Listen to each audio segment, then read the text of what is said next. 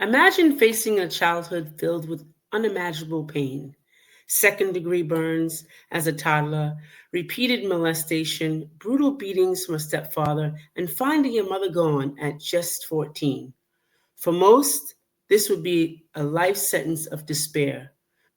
But for our next guest, it became the crucible that forged an unstoppable spirit, proving that the past does not ruin or dictate your future.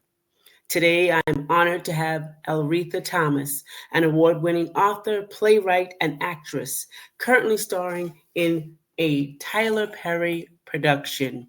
Join us.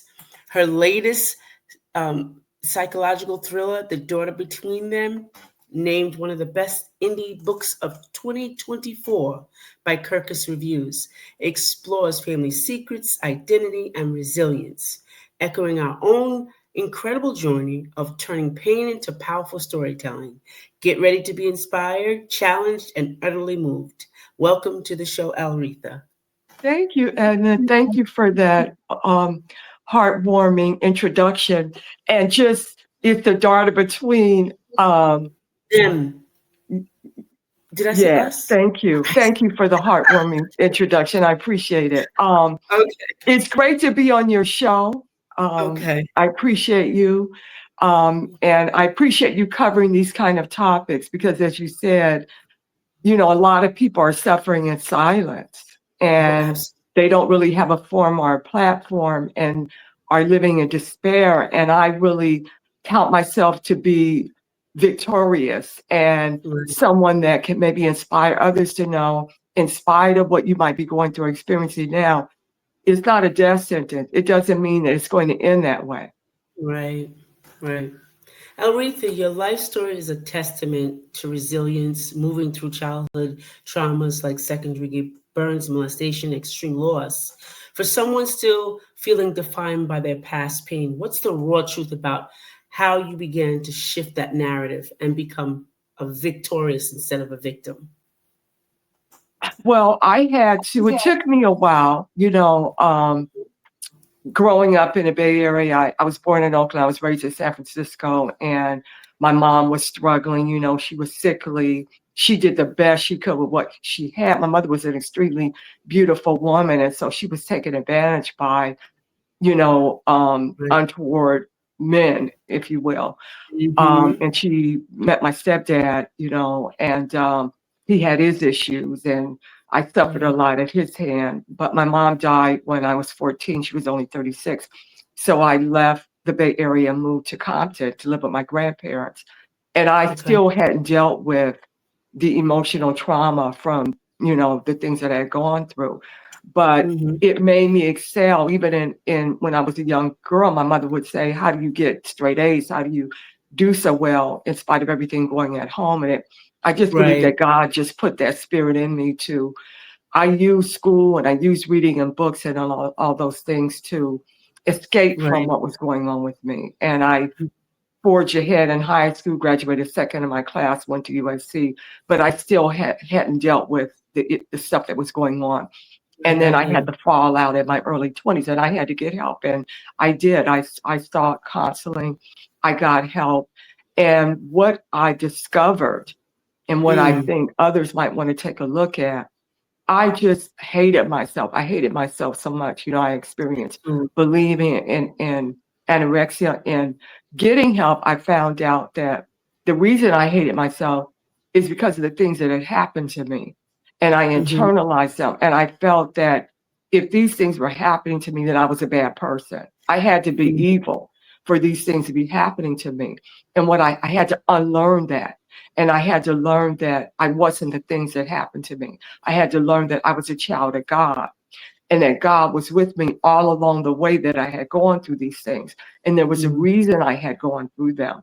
And I know what that reason is today. It is to have a testimony and to be able to help countless others that may be suffering. It's nothing wrong with you. You're not a bad person. You're not evil for the things that have happened to you. You're just in that circumstance, and know that you're not alone and that God is with you and he's going to carry you through that, and that you're going to be rewarded in the end, and you're going to have a testimony and you're going to be able to help thousands, countless people that are going Mm-hmm. through that. So counseling was a thing, and changing that narrative and Right. learning that I'm a beautiful person. I'm a wonderful person. I'm a godly person. I'm not perfect. Mm-hmm. None of them of us are. But God loves me, and I Yeah. deserve to be here on the planet Earth, and that Yeah. I'm a good person. And today, and I truly love myself, and I love Yeah. others, and I have a lot of empathy and sympathy for others. I have a Yeah. lot of empathy for others, especially people that are suffering because I did. Yeah.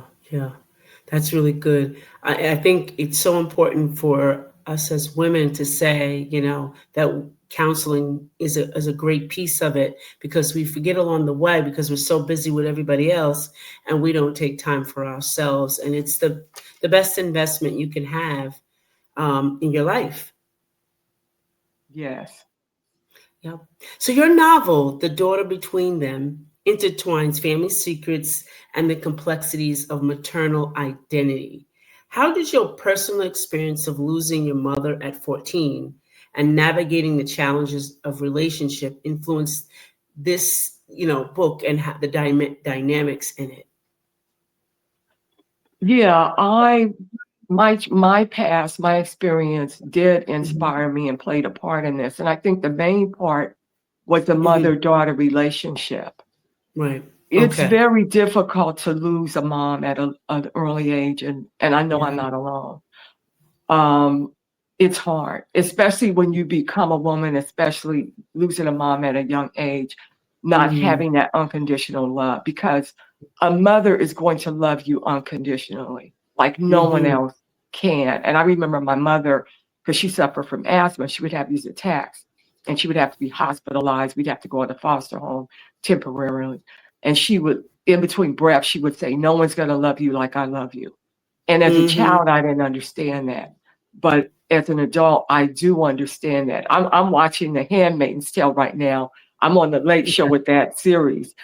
But Okay. there was a scene that I saw the other night, and just this whole the mother bond and fighting, Elizabeth Moss fighting for her child, Yep. and then Hmm. the woman who tortured her fighting for her child. And that's the mother thing. And so it inspired to write this. I wanted to write a story about two mothers who were Hmm. fighting for the existence of their children. Like I know Right. my mother fought for me. I remember one time we were at the park and we got beat up, my two sisters and I, by these bullies. And we were Okay. running home, and my mother saw me. She said, "Why'd you let my baby get beat up?" She was hugging me. And I remember a Hmm. time I was not feeling well, and she saw me. She's like, "You're okay." And she just grabbed me up, and you could feel that motherly love. And I wanted to write a book that showed that. And so these two mothers, Leslie and Barbara, they had that love for their daughters, both of them. Although one is not dealing with the full deck, she's having some mental Right. challenges, Barbara, Right. Hmm. and Leslie is our main protagonist. But Hmm. I instilled in them that love and that mama bear feeling that I know my mother had for me. And vicariously, I get to live through both women in terms of the relationships that they have with their daughters. So Yeah. that's the connection. Okay. Okay. You talk about secrets in this book as well. Can you talk about what the true cost of harboring deep secrets are? I'm sorry, say it again, Edna. You talk about having secrets, life changing secrets in the book. How does that? Can you talk about how harboring deep secrets can adversely affect us? That's a great question. I once heard where it said, "You're only as sick as your darkest secret."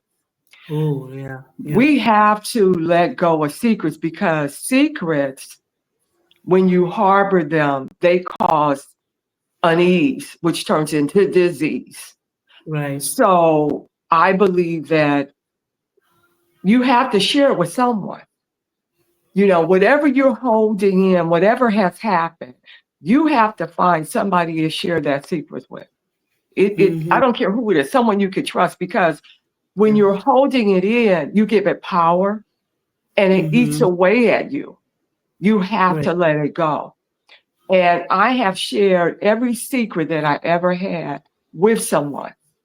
Yeah. Yeah. There are things that I know about people that I haven't shared with them, and I never Hmm. would, because it would destroy them. Right. or if Okay. I know things about, I have information that I could give someone that would destroy them, and I would never do that. But I've Right. shared that with someone else, another trusted person, so I'm not Right. holding it. So Right. you Right. have to get it out. A good way to Mhm. start is putting it on paper, writing it Right. out. One of the things that I talk about is accountability. Um, Mm. Getting out of the victim role, because Yeah. when we hold on to the victim role, it weakens us and we lose our power. So, Uh-huh. like, I was molested and I had to I wrote a forgiveness letter. I wrote a letter to the person that did it. And I thought about, okay, so I'm molested, right? What part did I play in it? How can I get out of the victim role? So one Mm-hmm. would say, you're 3, 5 years old. What part could you play in you being molested? Well, Right. I said, I got to come up with something just to get out of the victim role. So I said, Right. I could have screamed. I never did. I never screamed. And I was Right. small because I remember I went into the kitchen one time and the lights were out and he came in there and fondled me and the Mm-hmm. stove was bigger than I was. So I was small. Right. But I could have screamed, although I didn't have a voice. I was a baby. But I just Yeah. told myself, okay, I could have screamed. I could have told my mother. Right. I didn't. So that was the part I played. So I Right. forgave myself. I said, I forgive myself for not speaking out. That's Then a I good. thought about the man that molested me. And I said, for a grown man to want to touch a child, they have to be mentally ill. They have to be Mm. sick. This Oh man yeah. has to have a lot of self-loathing. And Mm-hmm. I began to have compassion for this man. I said, can you imagine being him and living in his skin? That has to be the most horrific. Eating them up. And he was Yeah. probably carrying a secret. He's carrying a secret. So Yes. I had compassion for him and I forgave him. And it freed me. And I shared that information and that freed me. So I don't have any secrets. And not having any secrets keeps you free. You can go to sleep at Yeah. night. You can close your eyes. I rest well at night. I don't take anything to go to sleep. I just lay my head down and go to sleep Yeah. because I'm not carrying the baggage anymore. I'm not carrying the resentments. I'm not carrying the hurts, the anger, the pain. I get it up off me. So that's Yes. my first advice to anyone. If you're carrying a secret, if you're carrying resentment, hurts, grudges, let it go. My Yeah. play, the one that's coming out October 10th in Hollywood, A Girl's Guilt Trip, deals with forgiveness. It deals with secrets. It deals with carrying burdens and resentments and hurts. Gotta let it Mm. go. Gotta let it Gotta let go. it go. Ooh, that's good. You made a significant career transition after the age of 50. Now an award-winning author, playwright, and actress. So many of my clients always say to me, "It's too late, for me to pivot or chase a long-term dream." What's the most uncomfortable but necessary step they need to take to finally claim what you received? Oh, fear, getting over the fear. Fear. Okay. Okay. Face, face everything and run, or there are different acronyms for it. Right. Taking that leap of faith. Imagine a child and the parents trying to teach them to jump into the pool and they're afraid, or even Yeah. walk down a step. And that child, I've seen videos on that TikTok and social media. The child is just scared to make that step because you think you're Absolutely. going to fall on your face. Take that Mhm. step.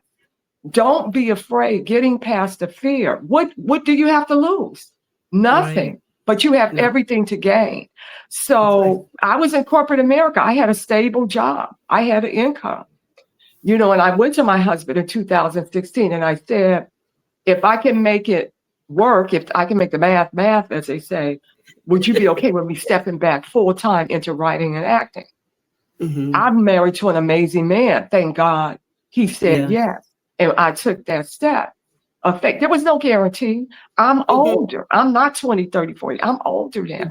It's Hmm. harder for older women, especially older actresses, even Yeah. ones that have stayed in the business and have a career. Hmm. Denzel, the latest movie they did was Spike, Highest and Lowest and High, great movie. Right. The woman Right. who's his wife has to be 30 years his junior, 40 years. But Wow. as a woman actress, you can't do that. So it's Right. harder for us. So that Hmm. was something I had to get past. Am I going to get the work? But once I Yeah. did it and I took that step of faith, things just start opening up for me. And bam, during the COVID, I got a series regular role. Anastasia Awesome. Devereaux and Tyler Perry Assisted Living. I believe that was God's gift and reward to me for trusting him and taking a step. If you take that leap of faith, God is going to meet you where you're at. He's going to meet you there. Yeah, that's good. That's good because I hear that all the time, and I know I'm always taking leaps of faith, and I got to take that opportunity, and that's all what it's about is taking that opportunity because God's bringing it to you. It's so Yeah. powerful. So powerful to hear from someone such as yourself that's doing great things and gives all of us audience, that are over that age of transition, that 50-year mark, that we have something more and it's bigger than us. It's all bigger than Yeah. us. I love that. The I love best it. is yet to come. Your It latter is. days will be better than your former days. Yes, absolutely. I think we forget that part. Mm-hmm. I think we forget that. With your background in overcoming adversity, what's one piece of out of the box advice you'd give someone struggling with mental health challenges? Anything that was inspired in your book, The Daughter Between Them? Wow. Yeah, Barbara, she went through it. She Yeah. went through it. But the thing that I saw, I found that I was inspired by my character Barbara, Mm-hmm. was Okay. that she put her daughter before herself in the end. I don't want to do any spoilers, but she put her daughter, as much as she wanted the love of her daughter, as much as she wanted to have a life with her daughter, she Mm-hmm. realized that she wasn't good for her daughter. She realized that she had to let it go. She had to let go. So I would say, mental health wise, let those things go that aren't good for you. Let those people go, those situations, Mm-hmm. those places that aren't good for you, that are triggers. They're going to keep you in that place. Let those go. You have to step out. You got to step out of the box and don't be afraid, because when you let go, if you let go, you're holding on to that. You can't receive. Let it go and receive what is new that God has for you. Yeah, that's good. That's good. I'm going to go back to the daughter between them. You tackle a lot of weight of secrets across different timelines, and it's amazing how you do it. And I had to keep remembering. Okay, there goes a secret there. There goes, and each timeline was different. In your opinion, what's the most dangerous secret someone can keep from themselves when trying to move forward? I think the most dangerous secret Mhm. would be feeling like you're not enough. Oh, There are a lot of people that function that's in good. life and they put on a good face and Mm-hmm. they put the makeup on the hair, the clothes, put the Mm, briefcase, dry the fat, but deep down they're hating themselves. yeah. And no one knows it. They know it. And when they look in the mirror. Okay. And that secret that can lead to you making poor decisions, Yeah. Yeah. can lead to self-sabotaging, can lead to a place of you keep coming back to the same place. You wonder, why do I keep coming back to the same place? Yeah. You may even have hidden it from yourself Mm-hmm. that you don't like yourself, or you hate yourself, or you have a problem with Yeah. yourself. And if Yeah. you find yourself continually going down or being stuck and you don't see Mm-hmm. progress, examine, Okay. take a step back and examine and really look at, how do you really feel about yourself? If Yeah. you really love yourself, why do you keep putting yourself in Mm, debt? If you really love yourself, why do you keep going back to this same guy who's black in your eye? If you mm-hmm. love yourself, why do you keep coming to work late? Why do you keep causing confusion? You keep sabotage, doing things that aren't set. If you're doing things that are destructive, you keep step back and say and look at it and realize, why am I doing that if I love myself? And Right. why don't I love myself? And is Yeah. it because certain things happen to me and I believe it's my fault and I caused this and so I need to be punished? Examine and let that go and realize, no, it's not your fault. If you feel it Mhm. is, forgive yourself, forgive the people involved, forgive, let it go, clean your slate. So you can Okay. start loving yourself. And when you love yourself, you're going to do the things that are good for you. You're That's going to walk beautiful. away from that abusive relationship. You're going to walk Mhm. away from that abusive boss. You're Right. going to walk away from that abusive friend. You're going to walk away from those people that crack house or that dope house or whatever you're Mhm. doing when you come to the place of really loving yourself. That's good. Oh, that's good. Good stuff. Audience, that is really good stuff. Given your experience as, on the screen with Tyler Perry, yay, so beautiful. Do you ever have conflicts on your performing versus your personal development, and does it impact you at all? Well, when I do my role, there Hmm. are two. I'm not me. I'm not my role. Gotcha. I'm a trained actress. I studied for 7 years before I Okay. left acting, and I've taken a lot of workshops. And every actor has their process. My Right. Okay. process is I separate my character from my real life. Anastasia Okay. Devereaux has her life, and I have my life. We Gotcha. have Okay. some things in common. We're both actresses. She's Hmm. a far better dresser than I am. Um, when you see me most of the time on the street, people see me and they recognize me, and I know they probably say, "Oh my gosh, she doesn't dress anything like her character." Because I'll have on cut off jeans. Anastasia's a fashionista, and I'm dressed up right now for you, Edna, for the show. But Thank you. normally, t-shirt, jeans. Hmm. But Yeah. Yeah. I don't judge her. She has her life. The writers, Tyler created her. Tyler Perry created this beautiful character. The writers had given information about her, and I've added things. She's been married 8 times. She has a Wow. colorful love life. She's Mhm. very flamboyant and opinionated, and that's who she is, and I love her. So I keep her separate. And Alretha's who Alretha is. When I step Yes. on that set, I'm Anastasia. I shut my life out. I go Yeah. by her life. And I love that because it's a high. That's when you really have fun in Yeah. acting, when you could just immerse yourself in the character and put on that character's skin and completely become her. And Mm. not, even when I have things where it's emotional and Anastasia may cry, I Right. create that situation. There was an episode where one of her friends from her movie days, early movie days, died. And Okay. so I created that person and the friends and the situation. And I didn't Mhm. use my life or an emotional situation in my life to Gotcha. cry. I Okay. created everything fresh and anew because I wanted it to be pure. And I wanted Anastasia to be crying for what was going on in her life, Right. not me crying for something that happened in my Alretha's past life. I keep the Right. two Got it. characters separate. Okay.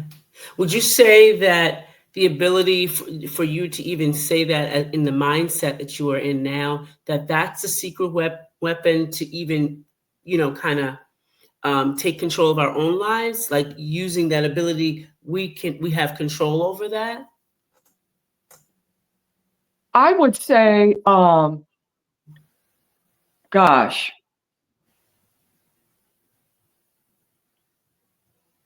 I would have to say, in terms of separating, if Hmm. you had a challenging background, you Right. have to separate that from who you are. If we talk about Oh, separation, yes. you're not the beatings, you're not the Yes. abuse. That's something that happened to you. You didn't deserve that. You are Right. a full, complete child of God, a human being, a spiritual being having a physical experience. You Right. are truly loved and embraced by God.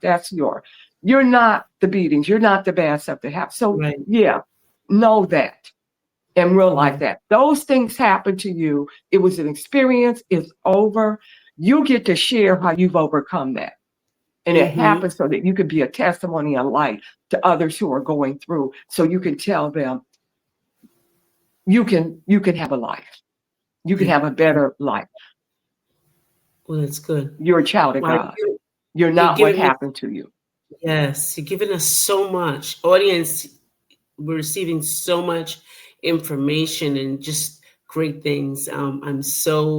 I'm elated that you're here. Is there one more thing you can give the audience that you haven't dropped any jewels on, but one more beautiful thing that you can share with them to inspire them on their journey? One of the things I have to say is become a giver. What has helped me rise above so much and have peace and have joy is to become a giver. When you go out into the world, you can give a smile, you can give a hello, you can tell someone you can give a compliment. I'm always amazed at the feeling that I get inside of me when I do something for a stranger, when I thank a stranger, I say something positive. I might be in a store and I'll tell the clerk, you have a beautiful spirit. Thank you for letting this be a beautiful encounter. And the way they light up, you would have thought you'd given them $1 million. Human beings, we're thirsty for validation. We're thirsty for connection and love. We're so with our social media and in our phones, on our devices, contraptions, we don't really connect with our brothers and sisters because we're all in this together. We're all brothers and sisters. We all came from the same place. Yes, right. You know, why let the roof curve fall down on us or a catastrophic earthquake or something to become brothers and sisters? We already brothers and sisters.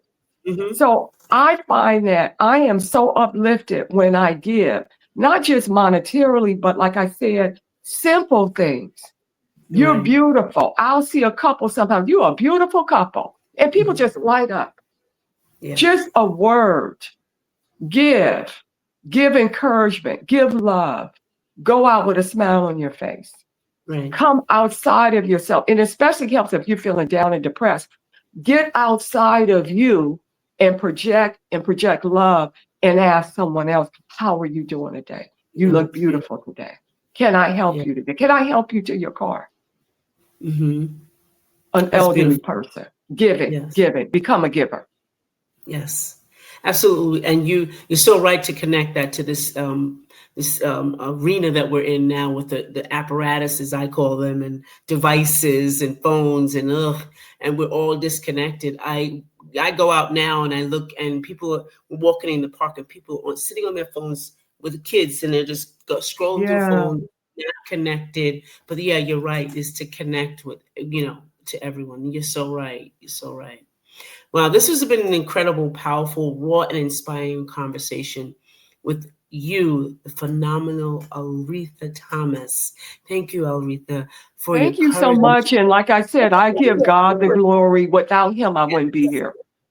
Yes, but you shared your story with us and you're doing it, and showing us all that transformation is not just possible, but imperative for a life of purpose. And if you haven't grabbed Alretha's story, here it is. Grab a copy. Yay. All right. Thank you. All right, grab a copy. Listen, if this episode has helped you, leave a comment so that Alretha can get it, and like and subscribe and share it with somebody, because I know that this episode is going to inspire. And we're grateful for you again, Alretha, for sharing your story.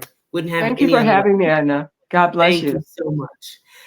And with that, we're going to say goodbye for now. And thank you for being here. Bye.